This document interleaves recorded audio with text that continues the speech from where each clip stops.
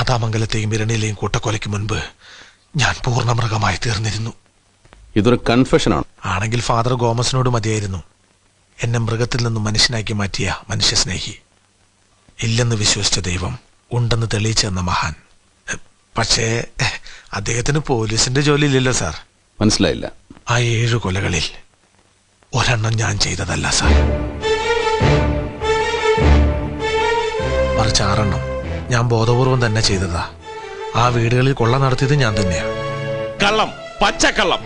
6 അല്ല 7 ഇവൻ തന്നെയാ ചെയ്തത്. എന്നിട്ട് ഇപ്പൊ തെറ്റിദ്ധരിപ്പിക്കാൻ വേണ്ടി. Please let him complete it. പറയൂ. ഇങ്ങനൊരു രഹസ്യമല്ല, സത്യം ഇപ്പോൾ പറയുന്നുകൊണ്ട് യാതൊരു ദൈവോദാക്ഷിണ്യമോ ആരിൽ നിന്ന് ഞാൻ പ്രതീക്ഷിക്കുന്നില്ല. ഞാൻ ചെയ്ത കൊലകളിൽ ഒന്ന് കൂടിയാലും കുറഞ്ഞാലും ഈ ശിക്ഷയിൽ ഒരു മാറ്റവും ഉണ്ടാവില്ല എന്ന് എനിക്ക് നന്നായിട്ടറിയാം. ഞാൻ പൂർണ്ണ മനസ്സോടെ സ്വീകരിച്ച ശിക്ഷയാണിത്. എന്റെ ഈ മോഹം കണ്ടാലറിയില്ലേ, എനിക്കൊട്ടും പരിഭ്രമവും ഭയവുമില്ല. പിന്നെ ഇപ്പൊ ഇങ്ങനെ ഒരു മനമാറ്റത്തിന് എന്താ കാരണം? ഒരു കാരണം ഞാൻ ആദ്യം പറഞ്ഞത്, ദൈവം എന്നെ പ്രേരിപ്പിച്ചു വന്നത്.